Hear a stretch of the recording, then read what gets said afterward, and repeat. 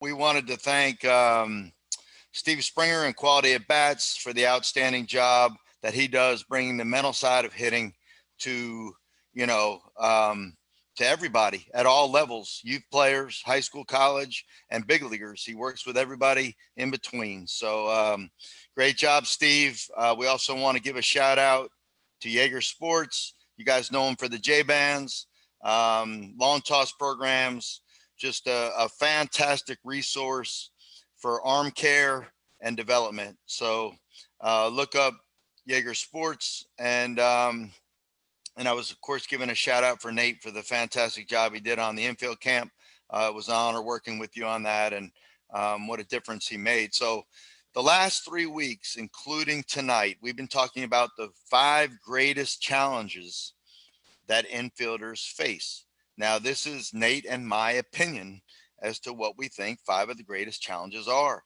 We talked about the voice of doubt, overcoming the voice of doubt. So basically, how do you build confidence as a player and overcome that voice of doubt that we have as human beings? Even the best infielders have it. We talked about the inability of players to focus for an entire game, being on time for however many pitches, 120, what have you, pitches in a game. We discussed all of the scenarios surrounding that and how to improve your focus. We talked about the challenge that players have in playing low. This was our last Tuesday's talk. Challenges of players, infielders in particular, for playing low. We discussed those challenges and gave answers and solutions to help players, infielders, play low. And then we talked about the challenges of different surfaces last week. Maybe an infield that's hard, soft, wet, dry, tall grass, no grass, bad, not drug, what have you, and how you might overcome those challenges more mentally playing on a surface like that. Tonight, we want to get into a big one, and I really think that this is a huge problem when it comes to our game. And I'm going to let Nate talk first about it, but the issue is the inability to transfer skills that are learned in practice to the actual game.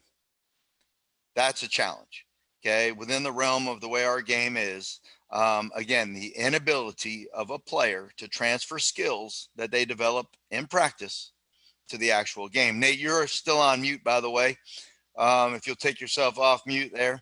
And I want to go ahead and turn it over to you and talk a little bit about why, first of all, it's such a challenge in our game compared to maybe some other games, other sports. So can you say the challenge one more time, Trent? The challenge is, the inability of players to take skills that they work on in practice and actually apply them to a game. That's the challenge, right? They do a poor job of that. Well, when you think of the evaluation of a player, we go to the 5 tools plus the 6th tool.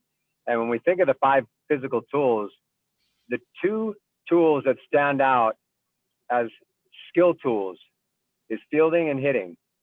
Those are the 2 skill tools. Those are the highest skilled tools arguably in the world.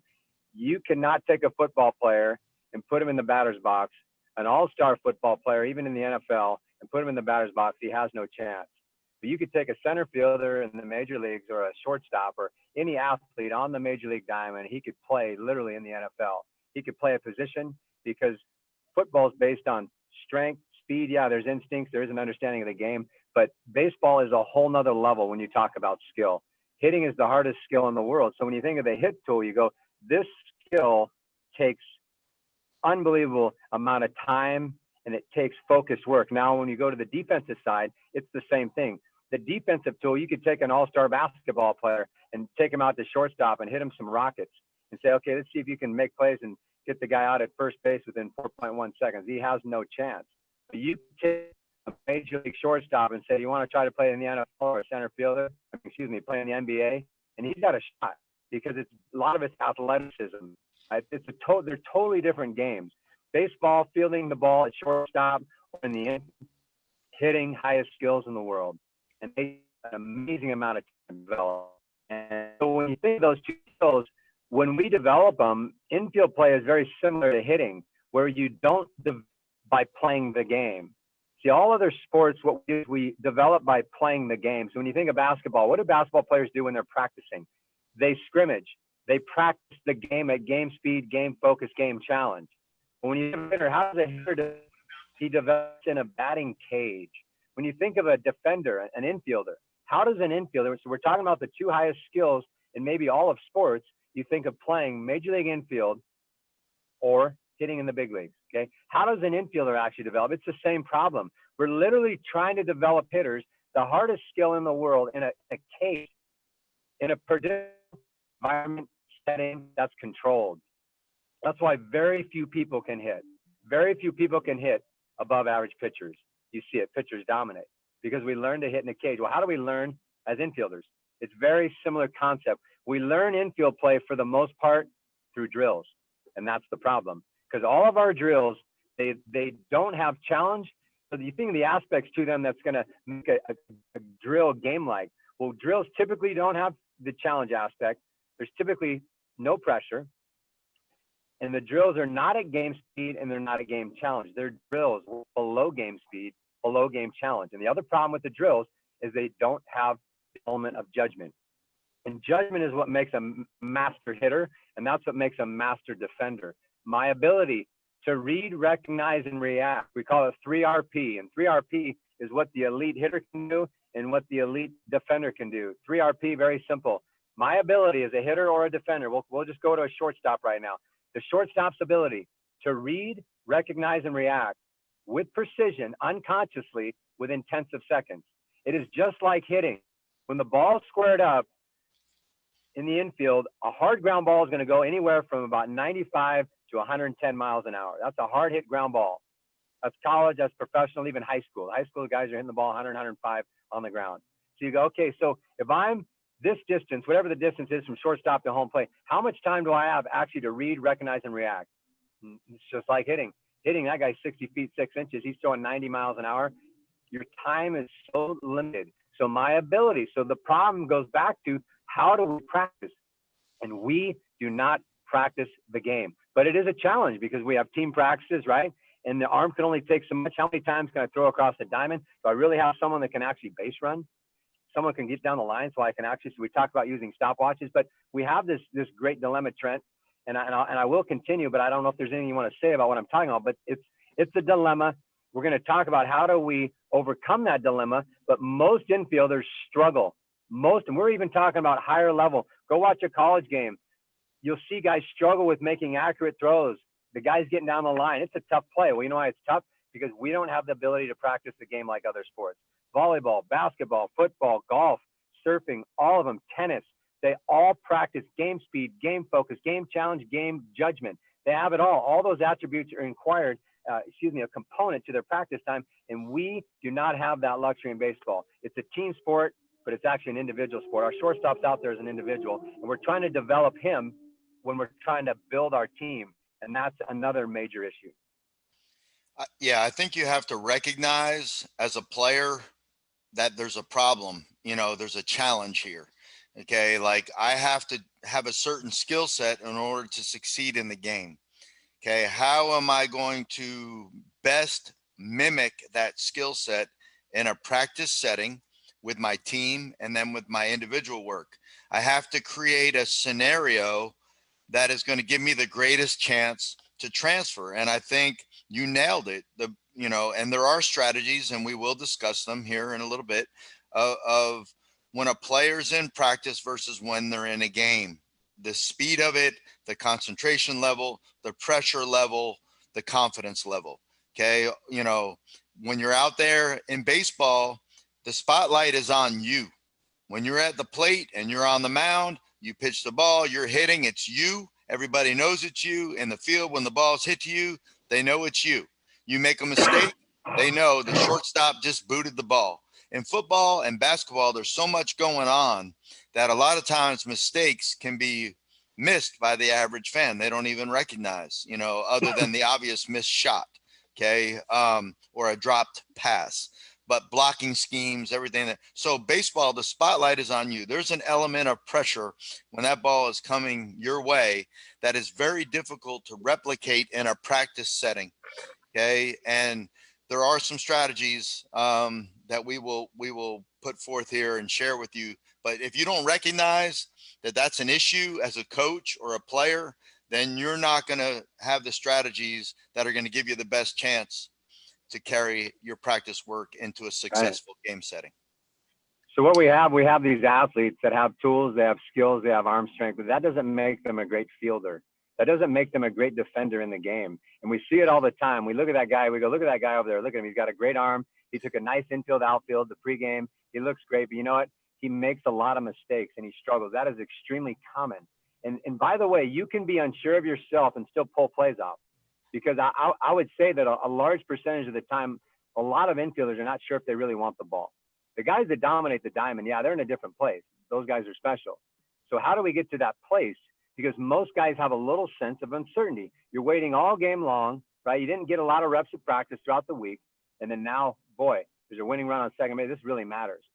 So part of the problem is we're developing. When you think of development, if I'm thinking about developing, if I'm developing a hunter, do I learn to hunt by going on a guided hunt? Like if I have a guided hunt, someone's bringing me along, I read a book and I go out and I want to learn to hunt. You don't learn to hunt by having a guide. And that's what our kind of our system is right now. You learn by playing. How do you learn how to surf? You don't learn to surf in a wave pool. You learn to surf by surfing, but with elements, wind, rain, tides, all kinds of swell directions. You have all these elements. And when you think of playing the infield, there's all these elements. And when we have these practice settings, what happens is we don't learn how to be a master fielder. And that is what we want to become. We want to be master hitters in the batter's box, and we want to learn to be master fielders on the diamond. And that comes from not learning in a controlled environment. That comes from literally, so going to the point of how do we develop it? Because 90%, if not more, of our practice time is without a throw. And if we make a throw, there's no time on it. So now there is no pressure and there's no accountability, right? Non-game speed, non-game challenge, non-game judgment, and without throws. Those are the four elements that pretty much tells the script of most infielders as they're trying to develop into players that reach their ceiling. They want to be elite guys. They want to be, that pretty much describes their practice setting. Yeah, so you have a challenge as a coach. You know, how are you going to create these environments that address these issues? Because if you don't, the players are not going to be prepared unless they just their internal makeup allows them to handle it. So you have to strategize. To me, in the fall, okay, as a head coach of a high school baseball program, we have what's called 4-on-1 development sessions, and we focus for 2 months on defense. And everything that we're about to discuss, I literally put on my players. Not only do they learn the mechanics of how to field and different drills, but we are able to focus on putting pressure on them in different ways, mainly with a clock and having to make throws because they're only with me like 3 times a week. So literally their entire session, it's focused on them and their development. So, you know, the first one that we want to talk about, or I'm going to throw out there, Nate, is the clock, you know, the stopwatch. I mean, we think it's common knowledge, but, and we've talked about it before, but a lot of people really don't understand how to use a stopwatch and how it puts pressure on players to perform at game speed. Okay. Now, not everybody has a fungo man, and I'm not doing this to promote fungo man per se, but I've had a fungo man machine. You can look it up if you're listening and you don't know what it is. Okay. And one of the elements of that machine, Nate, is it has a timer, a timing element on, and I can control it with my hand. And I set the timing at 4 seconds. And when the ball is shot 4 seconds later, the alarm's going to go off, the sound, the beep. Okay. And so we're trying to execute plays. Okay, after we've done our drill work, our warm up and everything, we're working into this element of a challenge now, creating a game scenario at game speed. Okay, whatever play we're working on, slow rollers, backhands, glove sides, atom, double play feeds and pivots, whatever. Okay, the clock is on 4 seconds, and they got to learn to operate with it. So if they're sitting back, taking their time, or they're not efficient with their feet, and their internal clock starts to develop. Okay, how much time do I have? The slower the ball's hit, the more I got to come get it, the quicker I got to get rid of it. All of these equations start to map together, because we get them in the 8th grade, 9th grade, 10th grade, 11th grade. They're doing 4-on-1s, not to mention spring practices, which is my next thing that I want to transition really quick into. I'll let you discuss the clock and anything else you want to talk about, the stopwatch. But when we go into team practices in the spring, I have to devise practice time that allows my infielders to get the necessary work, not just the drill work or a couple ground balls when we do pregame infield, outfield. Okay. But to literally be able to implement everything that we're going to talk about tonight. Now, we don't put a lot of stopwatches on our guys in the spring because we do it all fall. So their internal clock is working, but you can, if you have enough help as a high school coach or a youth coach, okay, or a college coach, you should have managers that can do that. Certainly it's okay to do it in the spring, but I want to talk about the practice time that we have to allot to the players to get in their work, so that they can successfully build their confidence and smush that voice of doubt a little bit, squash it, build the confidence up. So when they get over into the game and the balls hit at them, the right response will happen. And if you don't plan those things, those elements into your practice, and all you're doing is team D, bunt defenses, first and thirds, rundowns, cutoff relays, and you're just allowing the guys to lazily go through their motions, that's not really going to help come ground ball time when the winning run's on third in the last inning. And if you boot it, he's going to score, or if you throw it away, he's going to score and the game's over kind of pressure. Right, Nate? So I'll let you build on that, but I got numerous things that I thought about today as a player that allowed me to build skills mentally and physically to help me succeed in the game that I think can be beneficial to our audience. Yeah, I'll give a couple, just a couple examples, and if you could share too, it'd be great. Probably about 5 years ago, I had the opportunity to work with Team Kinesuna. And Kinesuna is the team from Japan that's won the Little League World Series numerous times. They win it seems like almost every other year. And they're basically the team from Japan. And I had the opportunity to fly to Japan and spend some time working with Team Kinesuna. And then when they came to the Little League World Series, I had an opportunity to be with the team and spend time with them. And one thing that they did that was impressive is every time they would take ground balls, they always had someone base running. So you're always throwing, and you're always throwing with a base runner. So right now we're doing our fungos, outfielders, pitchers, backup infielders, everybody's running. So you have a group of guys out there. So making it real, because when you become familiar with something, you become confident. You become comfortable and confident. The familiarity. So the problem is, we talk about, you learn to surf in a wave pool. You're in this controlled environment, and then boom, they throw you out at sea, and you got sharks, you got rocks, you got wind, you got currents, you got tides, you got all these elements now. And what happens is you're not familiar with those elements. Well, it's the same on the field. I'm not familiar with different speeds of runners and different surfaces. And how do I respond to a backhand with my left leg versus right? Do I take a step? Do I take 2 steps? How much time do I have? You have all these decisions to make. But when you don't have a base runner, nothing even matters, because you throw it and the guy's out every time as long as the guy caught the ball. He's out. But now you incorporate the base runner. So familiarity. So when you're looking at these Japanese little players, these 12, 13, 14-year-olds, these guys, every time they feel the ball, there's a runner. Every time. So now when the game begins, the game is practice. There's nothing different. They literally practice the game. So very simple. It takes organization, it takes some creativity, and it takes a few extra coaches, but they did an amazing job. Another way to practice the game speed, feel, practicing the game. Stanford University, I've had the opportunity to work with Stanford for over 15 years. And one drill that they did regularly when Coach Marcos was there, every day, they did live infield situations, and they did it every day. It was like anywhere from 10 to 20 minutes.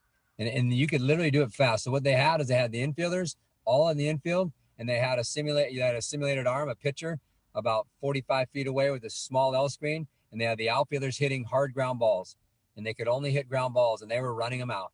So throwing BP, the hitters are trying to hit hard ground balls. and they're running to first base. So every single ground ball was based on judgment, picking hops, reading hops, knowing the speed of runners. Do I have time to take 2 steps, 1 step, throw the ball with a jump on the run? So basically they were continually daily building that comfortable and building the judgment that it takes to be a master infielder. Then they put a runner on first base and they just turn double plays. So you have a choice. Do I go to second or go to first? This ball took me to my right, good runner at first. Now I'm going to just throw it to first and get it out. So learning judgment, learning the game by playing the game in practice. So that's called live infield sitch. And that was something they did regularly. And it was brilliant. It was very simple, but it's just a brilliant way. Hitters are getting swings. They're staying short. They're having fun. Then you're also timing your the guys that are hitting, you're timing them down the line. If your best is a 4-3, you got to repeat that every time. So live infield sitch is pretty awesome. A couple other things, you can do if you have not a team, you can have, maybe 2-3 infielders out there and you have someone flipping soft toss and no one knows who's getting the ball. So now they have to learn to be ready. And boom, now it's hit to me. Then you can, add a stopwatch to that, have a screen at first base or a first baseman. So you're incorporating reps so that it's like the game. I don't know when the ball's coming to me, but I'm learning to expect. We say expect. 3E, simple. Expect the ball, expect to be challenged, and expect to make great plays. And if I can expect on every pitch, and I literally believe that the ball's coming to me and it's going to challenge me, what happens? It becomes very, very easy because it's like my fungos. Fungos are pretty easy because the ball's coming to you and you know what to expect. So we're basically playing, some mind games as we're doing our fungos, like you were talking about before. You have to be creative and you have to play mind games. I also like having 2 tees up, double tees, and you have second baseman, shortstop, and the guy's at home plate. He's got to read swing, and he doesn't know who the ball's coming to, so they're learning to read swing. They're learning to anticipate. I might hit 6 to the second baseman, then sneak it back into the the shortstop. So those are a few different ways to be creative. And another way that we do is we have a short screen, and we're doing drill work at shortstop or whatever base we're working on, and they don't have to throw all the way across the field because they're going to wear their arm out, but they're just working always footwork, glove work, exchange. So when they're doing their drill work, they're not necessarily just picking balls. They're literally putting the play to practice. No, I think those are great. And I'm glad you mentioned the tee because, everything is fantastic that you just talked about. But at the high school level, I would think having a tee, one, they get to read angles of bat. I think that's one of the things that we don't work on enough when we do drill work. It's almost impossible to simulate reading swing angle, right? And contact points and where the ball is going to go. That's an element that happens in the game that's very hard to replicate in practice. And Nate just talked about some of the things that you can do to help the infielders gain a comfortable feel for doing that. That's big. Learning how to read those angles is critical to getting good jumps. Okay. As an infielder, if all I'm doing drill work and I never actually get to see the ball come off the bat in a game simulated situation, it's going to be foreign to me. It sounds simple, but so often as coaches, we don't take that into consideration. Or the entire time you're throwing batting practice, for instance, you got your infielders taking fungos, and their fungos are hit right at the guy every time. He's hardly having to move. He's not making throws. How good is it really? There's part A, part B to every play. You got to field A, B, you got to throw, and you got to make an accurate throw. So whenever you can implement A, B together, that you got the full equation. But like Nate's talking about, you can't always make throws. So throwing into a short screen, how about at least putting yourself into a position to throw? Because I see teams all the time and players all the time take fungos. They do a good job, footwork, approach, fielding position, and then they just lazily, make this unorthodox throw into the fungo hitter that doesn't simulate. They never got themselves into a good transition and throw. Okay. So they don't have to make the throw, but just little things like that add up so much. I want to talk a little bit, Nate, about pressure, putting pressure. So to me as a player, when I was taking ground balls, I always tried to simulate pressure. So, my fungo hitter, in college, it was a coach. So what I would do is, hey, Coach Scaff, I'm going to challenge you for a Gatorade today. and he knew it. It was something we normally did. If I got 10 in a row clean, okay, say I was making throws, then that was a part of the equation. I had to finish clean. But if I was just taking ground balls, he was going to challenge me. He wanted to win. Okay. And all he had to do was get me to mess up one time out of 10. You know, if I was clean 10 out of 10, then he owed me a drink. If not, I owed him a drink. And it would go, that's just putting pressure instead of just sitting back there and lazily taking ground balls, which many infielders are guilty of doing. There's now an element of pressure involved. And there's even more. I mean, I have a list, but I don't want to go too fast into them. But Nate, your insight was fabulous. And these little simple things that I'm talking about are a big deal when it comes to helping infielders transition into the game. So I'm going to give you an opportunity to build on that, and then I'll add some more when you're done. Okay, super. Thank you, Trent. That's great comments. We train in Carmel because I live in Carmel, and I was walking out in the field the other day, and there's an older gentleman. He likes to go down. He's playing in the senior league, and he goes down. He likes to get his pitching work in, and he loves talking baseball. So I was going down the trail, and he's a cyclist. He likes to ride his bike, and he likes to compete.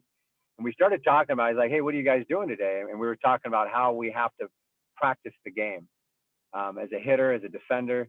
And I was thinking about this today. Just think about this, too. I never thought about this before, but when I was thinking about this concept, pitchers don't even practice the game, ever. Pitchers throw bullpens without hitters. Big problem. And you wonder why pitchers typically aren't very good and they can't locate. They can throw strikes, some of them, but a lot of them can't command pitches because they are basically like we talked about, building hitters in batting cages. You don't learn how to hit in a batting cage. You have to simulate the game to become a great hitter. And when you think of professional baseball, they hit every night, every day. Why do you think they become great hitters? They learn to hit by hitting. You don't learn to hit by hitting keys and soft toss. Those are contributors, right? So when you think of the pitcher, he's down the bullpen. He never has someone hitting off him. He's basically just throwing to nothing. So the pressure really doesn't reside there because there isn't pressure. But we can create pressure in bullpens. We can create pressure as defenders, as hitters, and that's what we need to do. So I was talking to him. I said, hey, it looks like you got your race gear on. He says, yeah, I'm getting ready for a race. And he gave me this term I thought was awesome. He said, race fit, race ready. He said, these guys, they go to they practice all week, all month. They're getting ready for the race, the big cycle, okay, the big cyclist race. They're getting ready. And what happens is they're training all week, but they're not training at game speed. No game speed. They're just out riding. So they get their quota is, hey, I want to ride 60 miles this week, and I'm going to ride for a total of 12 hours. So what they do is they go out and they ride, and they get their time in, but their time is not game speed, game challenge. They do get their time in. It's the same as defenders. We get our time in. We're out on the dirt, getting our work in. But how does that translate? Literally, how does it translate? And in the cycling world, they call it race fit, race ready. And when you see these guys, they go to the races, they're not race fit, race ready. Yeah, they got their work in all week. Yeah, they rode their 80 miles that they were supposed to. But the 80 miles that they trained was not at game speed, game challenge. They rode like weekend warriors, just cruising. And when we take our ground balls, we're not going to develop. That's just a piece. Yeah, drill work is important. But the main component is, can I compete the game in practice, and how often and how many challenging reps can I get with that setting? Yeah, yes. So, outstanding. We're getting close to 30 minutes on our first topic. And I wanted to add this element when it comes to youth players. Okay. I think that even high school, I think the focus, okay, we talked about the voice of doubt. We talk about inability to focus. Those were topics that we talked about earlier, but there's an overlap. Some of these things overlap, and usually they all overlap to some degree. And when we're talking about transferring skill into game, I think players, young players, oftentimes feel so much pressure by the ones who love them the most, their parents, okay, to perform at levels, and the parents, you might be shouting instructions from the stands, You might be sending all sorts of nonverbal language out, and if this is happening, whether it's from a parent or from a coach, okay, young players, they're not going to perform well. They're going to have trouble being focused and really concentrating on what matters most, and that's being ready to make plays, okay, and being physically ready to do so and mentally ready. So, we got to be careful because they're not professionals at managing emotion. And young players, when the spotlight's put on them and they don't have the experience, it can cause them to fail. And one failure can lead to more failures because they can't get past the first failure. That's all they're thinking about. Mom and dad are yelling something from the stands, coach is yelling something from the dugout, and it just makes it very, very difficult for a player. They might do well in practice because there's no pressure in practice. Nobody's yelling at them in practice. Okay. And I'm not insinuating that every parent yells at their kid or every coach yells at their player, but I'm just saying, these are things that we need to be careful of when we're working with young players, even high school players, because they're still growing in the game. They're not experts, right, Nate? So I just wanted to bring that up as something to be careful of because it can inhibit someone's ability to transfer seemingly pretty good skills in practice, and then they just can't seem to get it done in the game. Right. The game itself is challenging enough. So you can add some more if you want, or we can move on. I like to give one more. I like to say one more thing about what hitter. When an infielder's taking ground balls, he gets comfortable because there's a rhythm. He knows the ball's coming to him. He usually knows what kind of reps he's getting, and he can build off each rep. It's just continuous. So it's kind of like he's dancing. He develops a dance. Well, think about dancing. You go out to a club or wherever you're at. It could be a wedding. They got the music's playing, and you're dancing. Well, imagine if the music stopped during the dance all the time. It just continually stops, and then it doesn't play for like 2 minutes, and you're sitting on the dance floor. Then it turns back on. It's like, whoa, I got to dance again. Well, what's the chance of you having rhythm? Extremely difficult, and that's the game of baseball. The music turns on and off the whole game, because the ball is only in flight for about 8 minutes in a 2-hour game. So when the ball is in flight, that's like the music's being played because there's motion, there's movement. But when the ball stops in the pitcher's glove, everybody is standing doing nothing, creating rhythm.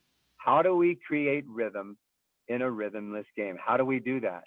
So what you can do as an infielder, infielding is not that hard when you take a bucket of ground balls. We just said the rhythm is there. But during the game, baseball is a rhythmless game. The only people in rhythm is the pitcher and catcher. Everybody else is trying to create rhythm. And the outfielder, good luck for that guy. He's just standing out there waiting. But the music is off, right? He's at the dance club, right? And the music hasn't even started. He's been standing out there for like 45 minutes doing nothing. At least the infielder has some type of movement. So this is what you can do. You can visualize the batter as your fungo hitter. Whoever your favorite fungo hitter is, and you love him, and he hits you, and he hits nice fungos. When the fungo hitter's hitting you the ball, you know it's coming to you.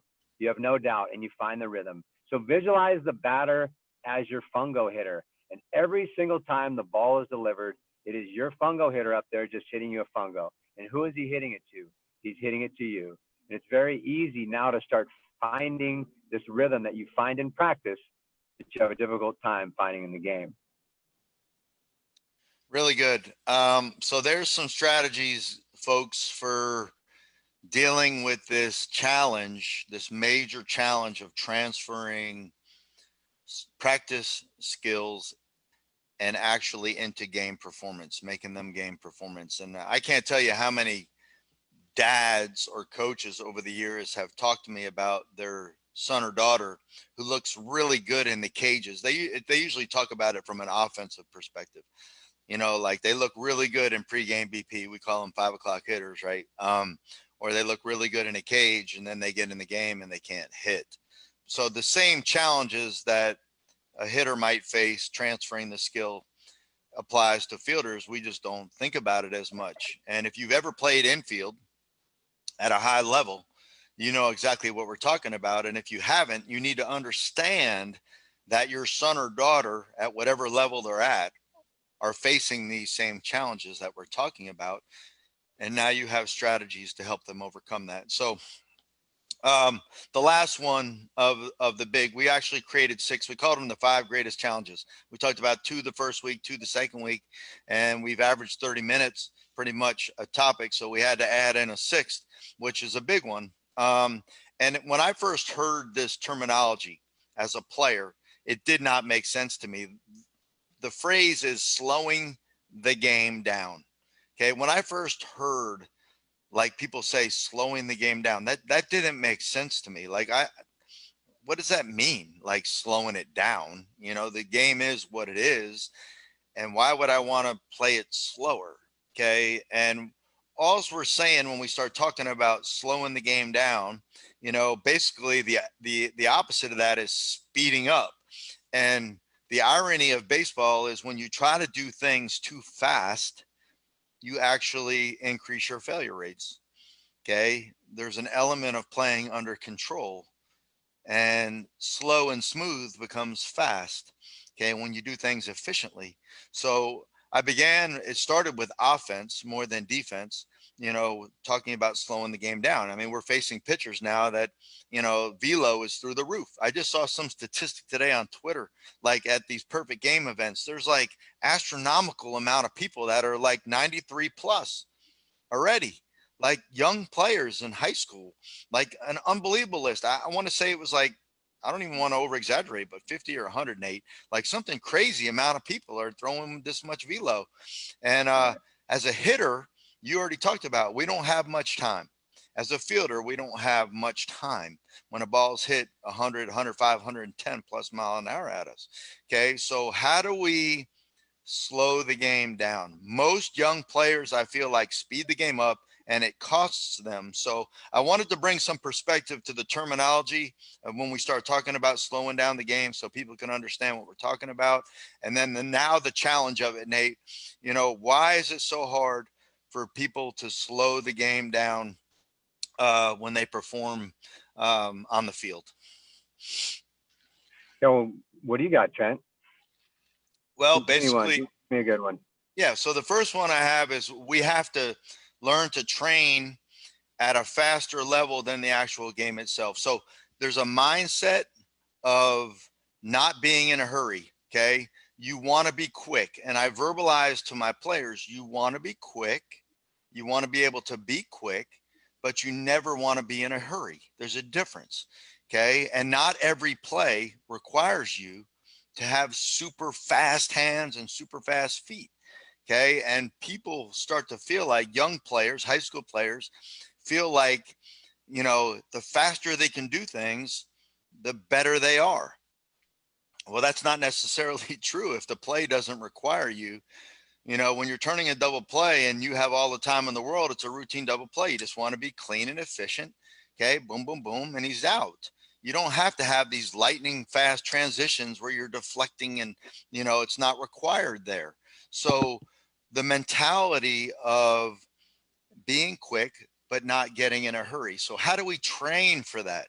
We train by learning to do things at a higher rate of speed. I'll use the 2-ball drill that I learned from you. Okay. With a tennis ball off a wall, 5.5 feet. You guys have seen us on Twitter. You've seen Jabin and Tabor and other people. Nate had a competition that he put out. Okay. And you learn to make transitions at a speed and a consistency that is well beyond what you would have to do in a game. And if you get comfortable with that, because initially you're going to be very uncomfortable, there's going to be a lot of failure, a lot of frustration. You learn to become comfortable, you get better at it, your focus is increased, and it just becomes something that you can do with ease. So now in a game, when you're making that quick transition under pressure in the last inning with a winning run on third, and you got a first and third scenario to turn a double play to end the inning, and you got to turn it, it just naturally happens. You didn't have to think about speeding up. You've prepared yourself by going faster in practice. So now it happens in the game efficiently, and you're very comfortable with it. So I think you got to train the mind and you got to train the body to be able to slow the game down. Right. Good. good. You know, when you think of the game speeding up, I think it's mostly a product of the mental game. And when we talk about the mental game, it's the 95-5, and the 95-5 is real. When you see a player make a mistake in the infield, it's typically based on either a lack of focus. We talked about this in day one. It's a lack of focus. So if your focus is off literally a tenth of a second, you get caught off you're double-minded, your focus is wandering just a hair, or your focus is not focused on the do. If my focus is not on the do right now, if I'm not committed and focused on the do, you know what happens when the ball is hit to me? Tension, immediately, boom. And we talked about the 3 E's. The 3 E's is expect, expect, expect. Expect the ball, expect to be challenged, and expect to make great plays. So what we're talking about right now is mindset, period, mindset. Now, if I don't expect the ball within the 140 pitches, let's just say in the average game, okay, if I don't necessarily expect the ball on pitch number 97 because it's a long inning or I didn't have a good at bat, right, and I'm not really expecting the ball, you know what happens when the ball is hit to me? Tension, immediately. So what happens when you're tense? The game speeds up, period. So your focus is the foundation. Do I really expect the ball? Not kind of, and sort of. It's I expect the ball because my fungo hitter is up there and he's hitting me fungos. The second is what kind of ball am I going to get? It's a challenge play, because if I'm expecting something difficult, you know what happens to the easy play? Routine. Do it with my eyes closed. I'm expecting a challenging play. And the last one is I expect to make great plays. I expect it. So when my mind is right, you know what happens? The body begins to sequence, and that's relaxation. Doubt, uncertainty, a lack of focus creates tension. And tension is the enemy of sequencing. If I want my actions to work, my wrist lever, my elbow lever, my shoulder level, my judgment, my vision, that's the physical. If I want the physical to work, it's a product of my mind. And that controls the sequencing. So if you go, what happened to that guy's backhand? Or why did he bobble it? Tension. It comes from the mind. So when you think of the 3 E's, extremely important. But that's the great challenge, because you have 140 pitches on average in the game. Can I actually be locked in, expecting the ball, expecting to be a challenge, and expecting to make great plays right now on every play? So we go to mindset. So that's the great separator. And when you talk about separators, you talk about makeup. Then we'll go to the 3 A's. The 3 A's is athletic and aggressive. Athletic and aggressive. So if I first begin with the 3 E's, then I go to the 3 A's. The 3 A's very simple. Athletic, athleticism. What does it mean to be athletic? Athletic means to be unconscious.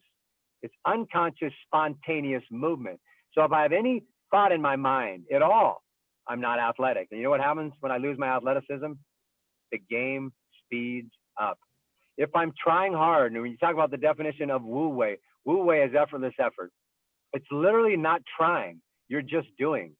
So if I'm expecting to make great plays, I'm expecting to be challenged, you know what happens? And my mind is clear and I'm playing athletic with an unconscious mindset, you know what happens? I make plays. And the game does not actually speed up. See, the game speeds up when I start to think. Voice of doubt, lack of confidence, not sure if I want the ball, tension. Tension creates speed. And now I start moving faster and everything falls apart. Now I can pull plays off. If I'm a good athlete, I still could probably make 90% of the plays with tension in my body.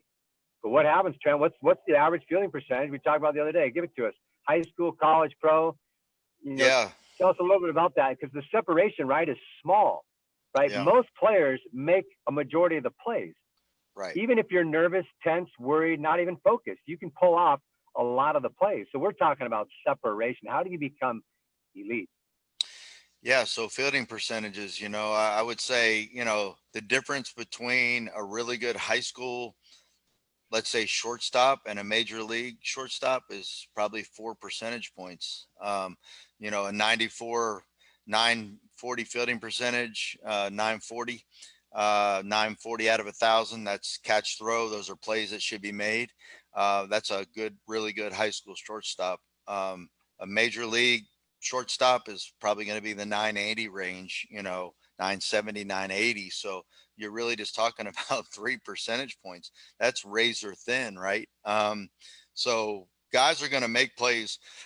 If you're skilled enough, you're going to make plays, but you know, the great make a few more. And over the course of the season, when you got 9 guys on defense that are making 4 percentage points more plays, that adds up to a lot better defense and a lot more wins. So, you know, I wanted to add something, Nate. I think that poor situational awareness, which you kind of alluded to there, poor situational awareness as a defender speeds the game up. You know, I think of young players, you know, we talk about this. I'm thinking about it from a team perspective. And when you got guys like, say you take a person out of position, for example, you have a third baseman, your second baseman gets hurt. You move your third baseman to second base. He doesn't have good situational awareness, even though he may want to. Okay. That's going to speed the game up. Why? Because Nate already hit on it. Now he's got the mind is thinking, the mind's getting involved. Okay. He's not just playing anymore. He was very comfortable at third base. He knew where he had to be on cutoffs and relays based on base runners, based on outs, based on everything. Okay. He knows bunt defenses. He knows first and thirds. He knows his rundown scenarios. Now he's in a place he's not comfortable. Okay. So his situational awareness is poor. So in between pitches, when we process the situation, what are the possible scenarios that the ball is hit to me hard, soft, to my right, to my left, based on the outs, based on the runner, all these things I got to go in before I become unconscious and get on time with the pitch in the hitting zone. Okay. That person, he doesn't have it. So now everything is speeding up. Okay, the ball's hit to him. He may be like unsure as exactly where to play on a ball that's in between. Do I turn this one? Do I just go to first? You know, so I think situational awareness, the more comfortable you are with the scenarios of the game based on the position that you play, that slows the game down and allows you to play with an element of confidence versus being in an unfamiliar position. So that goes back to me, coaches, young coaches, you have to expose players to different positions defensively, because ultimately that allows them to understand. I think Nate would agree, a shortstop really understands where everybody has to be, not just themselves. They're literally the quarterback on defense. And they have unbelievable, the good ones do, very, very good situational awareness. I think that's a part of slowing the game down. Thoughts? Yeah, the situational awareness is huge, but also guys have situational awareness that are not situationally prepared. Every count proposes a different situation, every single count. It could be a hit and run count now, it could be a pitcher's count now, it's probably a breaking ball. It's a fastball count. The outfield might need to back up maybe a little to the pull side. Every count offers a different situation. So if the player's not tuned in, he might know. I agree on 100%, Trent. The situation. If I don't know the situations, it creates tension because that's worry, that's uncertainty, that's doubt. So the ball's hit to the left fielder, and I'm like, wait, where do I go on the cutoff? I think I know. Well, that just took you about 2 seconds. And now there's tension, and you run with doubt in your mind, which is fear, worry, which creates tension. So there's a problem. So one, not knowing the situation, lack of situational awareness, but being not taking advantage of the space between each pitch. My job is to go through the situation in my head every time, the whole game. That takes unbelievable self-discipline and focus. So first I have to know how to play the game situationally. And then secondly, I have to be prepared for that situation, every count, every pitch, every out, every batter, the whole game, which people, it's rare that anybody even talks about this. There's some good coaches that do, but there's so many players that are just floating on the diamond. They're just floating.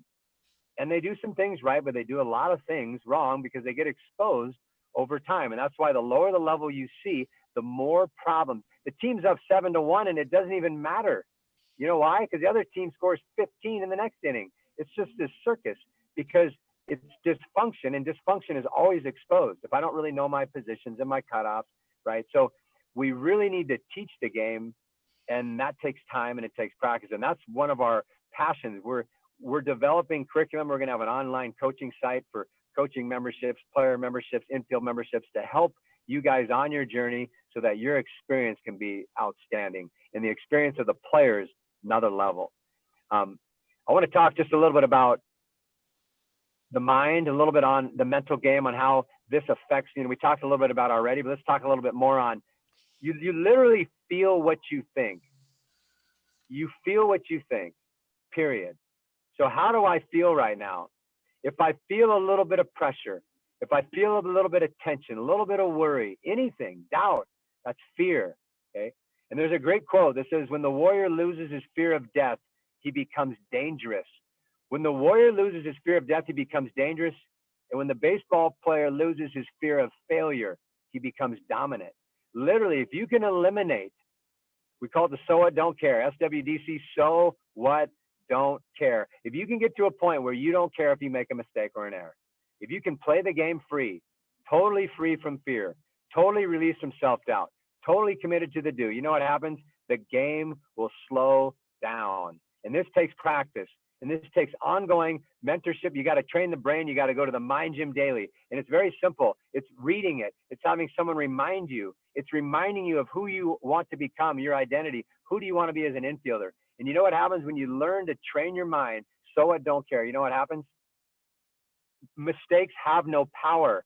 See, the problem is mistake making, errors have power. That's where the tension comes from, because we're fearing the unknown. What if I make a mistake? See, if I can release that, I don't even care. I play the game to make great plays. I expect to make great plays. And when I make an error, my memory is short. I don't even remember.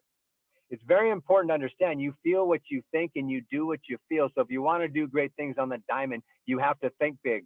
Because when you think big, you feel big. And when you feel big, you play big. And we're not talking about, we give our players freedom from the start. You're going to make errors. And I know you're going to make errors. So stop trying not to make errors. If you make an error today, so what, don't care. Just what do you do on the next one? That's so what, now what? That's the SWNW. So what, now what? What are you going to do now, buddy? What are you going to do now? What are you going to do now? We don't care about the last. I can't even remember. So giving them the freedom to make mistakes allows them to play without tension, and the game slows down. Now it goes back to what you said. Now if you're situationally aware, then if you literally expect the ball, expect. I expect to be challenged. I expect to make great plays. And my focus, my approach is athletic and aggressive. I'm out here playing athletically, unconscious, right? My mind is not getting in the way. It's just like hitting, guys. Fielding is almost as difficult as hitting. You know why? Because there's limited time, and it's all based on judgment, and it's totally out of your control.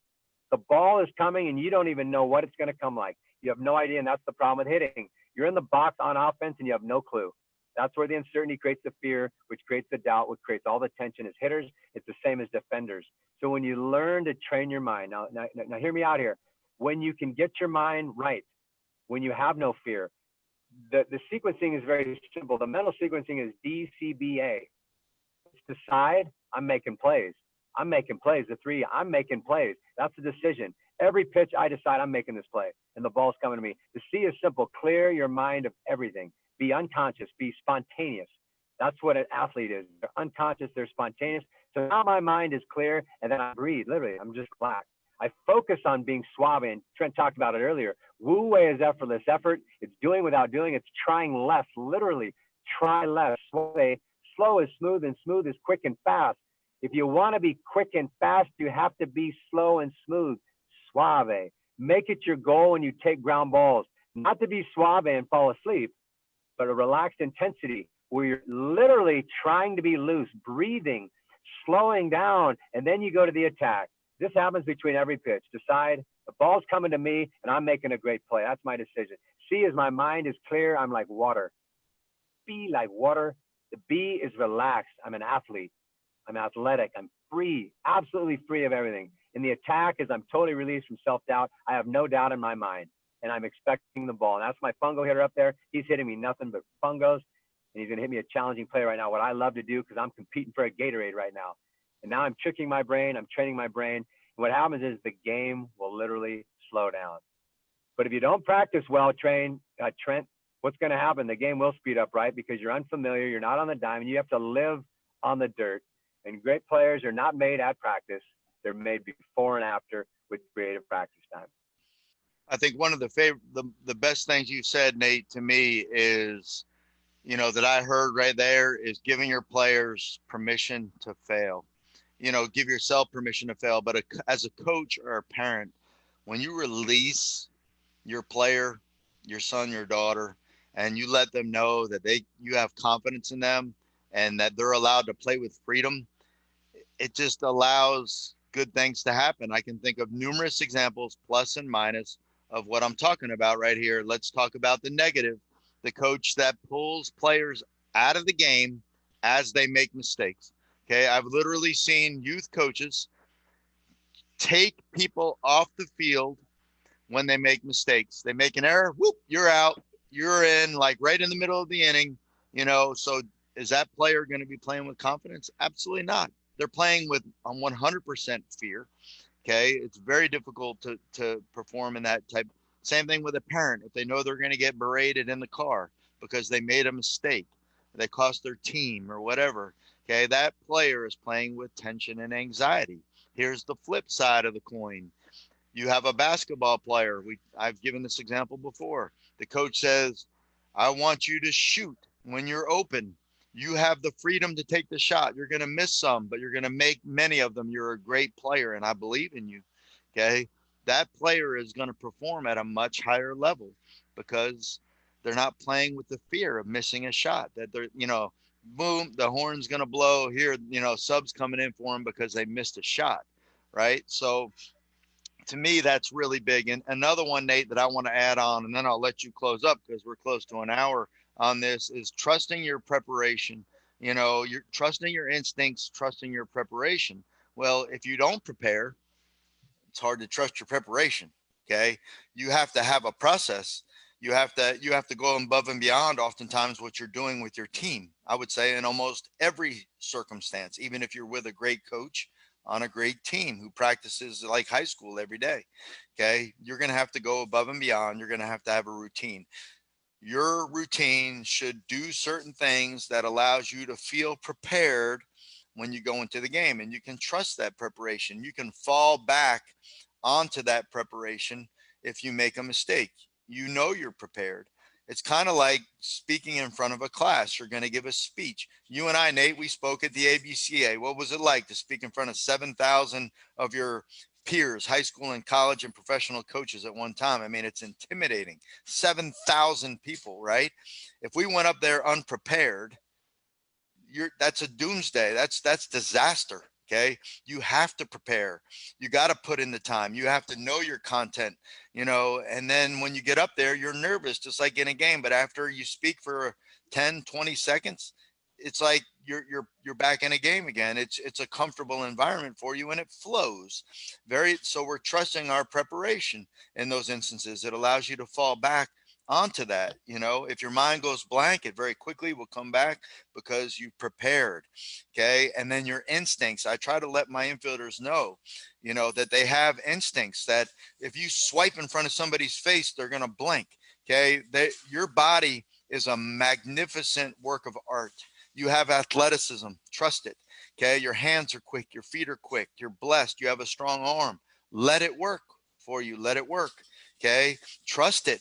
Trust it. You know, when somebody swipes in front of you, you don't have to think about blinking your eyes. You do that naturally. That's an instinct. Let those instincts, you know, that you've developed above and beyond your normal instincts of blinking, okay, and breathing, to play. Allow it to happen in the game. So, um, so those are some things that I think are really big. I want to turn it over to you to finish.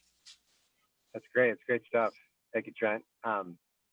Just wanted to go through a couple points just to reiterate a few things we talked about, because we've been on for an hour and there's a lot of things we covered. So a few things. I'm going to give you just 4 concepts to go away with from the infield side. So the first one is Wu Wei. And Wu Wei is literally effortless effort. It's try less, accomplish more, do without doing. So when you're taking ground balls, literally don't try hard, just do, just literally do. Okay. You focus on the do, you commit to the do. Okay. You try less, Wu Wei, effortless effort. Second is Suave. Focus on being slow and smooth and letting the efficiency of your footwork, your arm stroke, your routes, okay, let that develop the quickness and speed, not trying hard and not by trying to move fast. Wu Wei, Suave. And then we have the river. The river is release and receive. Whatever the game brings you, release and receive it. Release your expectations. The dirt's messed up. I'm not hitting well. I already made an error. Whatever the game brings to you, it's like the river. Release it and receive it and just play the game. And the last is the dance. The dance is athletic and aggressive. Dance with the ball with athleticism. Clear your mind, play with unconscious, spontaneous movement. Get to the zone, and you only can get to the zone if your mind is clear. And aggressive means there is no doubt. You have no fear in your mind. Fear is eliminated. When you eliminate fear, you become dominant on the dirt. And the last one is when you train to be race fit, race ready. So as you train, be creative. Race fit, race ready is the cyclist term we talked about earlier. So be creative. We talked about it earlier. About 90% of your practice time is without a throw, is below game speed, below game challenge, below game judgment. And then you get in the game and you wonder why you're a little uncomfortable. And it's the fifth inning and you haven't got a ball and you're like, man, you know, your mind will unravel you. You literally feel what you think. And when you go away, okay, as you go away, think about this. I want the ball. Say, I want the ball. Say, I want the ball. Say, I want the ball. And maybe the best fielder we've seen in the last 50 years, maybe ever, is Nolan Arenado. Nolan Arenado is ridiculous. And his trigger phrase is, I want the ball. That's pitch to pitch. I want the ball. And that's la quiero. That's the Dominicans. I want. Quiero la pelota. Quiero la pelota. And you talk to yourself throughout the game. You block the voice of doubt. You block the voice of distraction. You block everything and you focus on the do. And you focus on the do, you become athletic and aggressive. And you're in a great place to make a lot of great plays. Awesome. Thank you guys for tuning in. I was going to add one more thing, Nate, actually, before we go. It's just, I think, you know, what Nate is kind of summarized. I think pressure is self-imposed to a lot of degree. I think our minds create scenarios that make one ground ball seem more important than the other. Maybe it's the name on the uniform on the dugout for the opposing team. Maybe it's a hitter you don't like. Maybe, you know, the score and the game being a bigger game in your mind all of a sudden makes you feel like this ground ball is different. I tell my players, what's the difference between a ground ball, the 10th ground ball you got during the regular season versus game 7 of the World Series, you know, the same ground ball to field and throw and you win the World Series? There is no difference. You know, the game is coming at you. You're competing against the game. It's a ground ball. It's the same ground ball, but your mind creates this scenario like this ground ball means more than other ground balls, which creates tension, which creates doubt and worry. Okay. When you can release all of those things and just receive, this is a ground ball that I've taken 1,000 times. In fact, there's no thought that even takes place anymore. It's just a ground ball. And you just do what you've always done. That's trusting your instincts. Your body will move. You'll be in the right position. You'll do the right things because you've prepared. You've prepared. So you can't let the mind start to wander in the game, you know, like that this ground ball in this scenario somehow means so much more than this same ground ball in another scenario. It's just a ground ball. It doesn't matter who hit it. It's bouncing on the ground. I do what I always do. I make plays. So you know, to me, that's a big part of release and receive, is just not letting your mind get wrapped around and creating all of this tension from things you're perceiving to be more important than just playing the game. Awesome. That's it. Trick the brain, train the brain. That's it. Trick the brain and train the brain. Exactly. Right. So, all right, guys. Awesome. Another great week of Trosky Tuesday. Look forward to seeing you next Tuesday. Shoot us questions in the bottom. We'll go back and look at those and maybe decide on our topic for next week. If you think you have a good topic for us, drop it in there. Something you want to hear, let us know. Nate, you're the man. Appreciate your time as always and your friendship. And you got something? Thank you, brother. Yeah. Thank you, Trent. Great job. Great job, brother. Thank you, everybody, for tuning in. We appreciate you. We appreciate when you guys do follow us on social media, Instagram, Facebook, YouTube, Twitter, and when you retweet our stuff is awesome. Help spread the word on what we're doing. And if there was something from tonight that you appreciate and you value, please give us a shout on social media and let others know that you value it too, so we can help get the word out and continue to build what we're doing It is about building the baseball community, the six tool nation. We're trying to, have an impact that's significant, not just, roll balls out and just go to practice. And, we really are concerned with the inefficiencies of the game, where the game, struggles and comes short. And so, we're very interested. That's our passion, to make a difference in the lives of coaches and players and to help you guys reach your ceiling. So thank you for tuning in. Please remember that, make a note of that. And we have our camps coming up, guys. Our camps we got 2 camps scheduled in August. And we're going to be on the field for, 10, 12 hours, working on skills and drills and mental game and applying the stuff that we're talking about. So check us out on Trosky Ranch. We have our camps listed there. We have camps all across the country. So we look forward to seeing you. We'll have maybe some more virtual stuff coming up. We're also working on an infield membership for infielders, so they can continue to build their game too, or we can do some, critiques on your play, help you guys with new drill, all kinds of great stuff. So thank you. All the best to you. God bless you all. And thank you, Trent. Thank you, Tony. Thank you all the others behind the scene, Brian and everybody, Ryan, Carlos, everybody, Chris, thank you. Kayla. Thank you, everybody. Yep. Good night, guys. Good night.